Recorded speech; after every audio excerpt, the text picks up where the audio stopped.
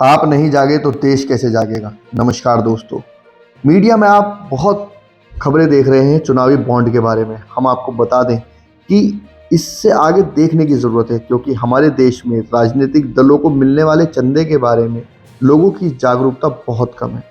पहले हमें यह स्वीकार करना होगा कि राजनीतिक दलों को जो चुनावी अभियान चलाने और रूटीन काम के लिए पैसे की ज़रूरत होती है, लोकतंत्र में राजनीतिक दलों की अहम भूमिका है।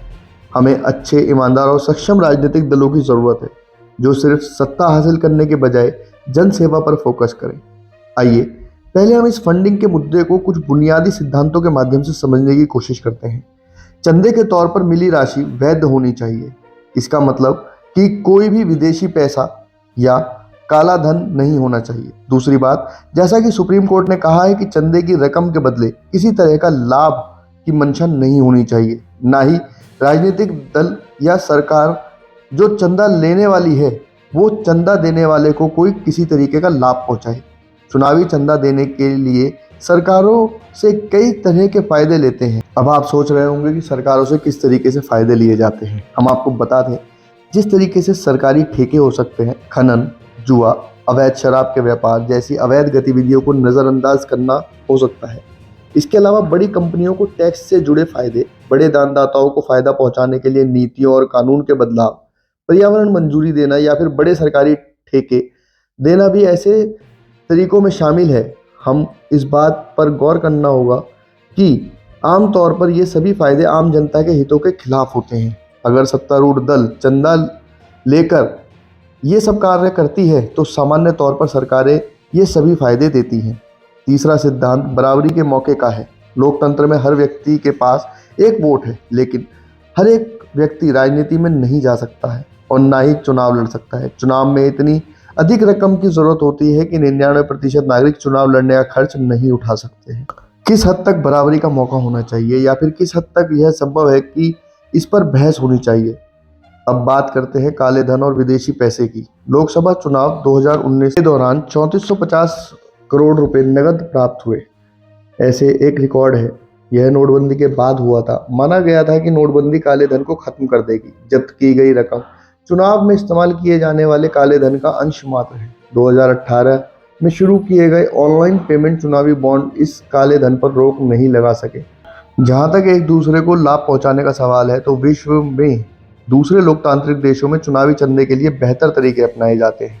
पहली बात, इन देशों में पार्टी फंडिंग पूरी तरह से पारदर्शी होती है।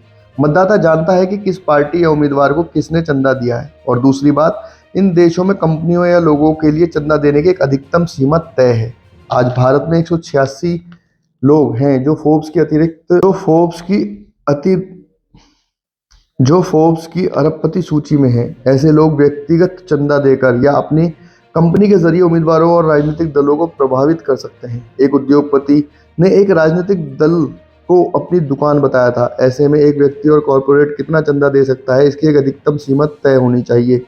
इसके अलावा नागरिकों और सरकारी एजेंसियों को हर चुनाव और प्रमुख नीतिगत घोषणाओं के बाद इस बात की जांच करनी चाहिए कि किसी कंपनी या व्यक्तिगत लाभ पहुंचाने के लिए गलत तरीके से फायदा नहीं पहुंचाया गया हो। चुनावी बॉन्ड के आंकड़े बताते हैं कि लॉटरी कंपनी ने 1300 करोड़ रुपए से अधिक का चंदा दिया और कंपनी वर्षों से इनकम टैक्स विभाग की जांच घेरे में है। पहले इस कंपनी का नाम भी ज्यादा नहीं सुना गया था। ऐसी गोपनीयता की आड़ में ही हो सकता है। सुप्रीम कोर्ट ने गोपनीयता के इस आवरण को हटा दिया है।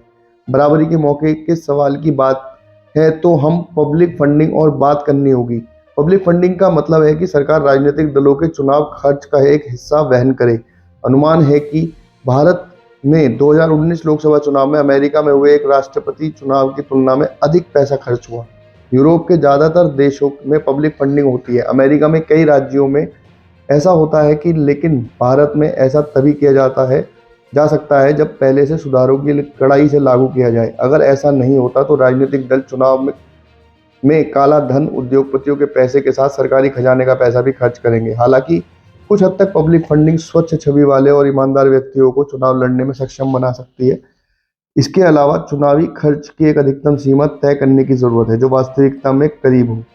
वर्तमान में राजनीतिक दलों पर चुनावी खर्च को लेकर कोई बंदिश नहीं है। हालांकि उम्मीदवारों के लिए चुनावी खर्च की अधिकतम सीमा है।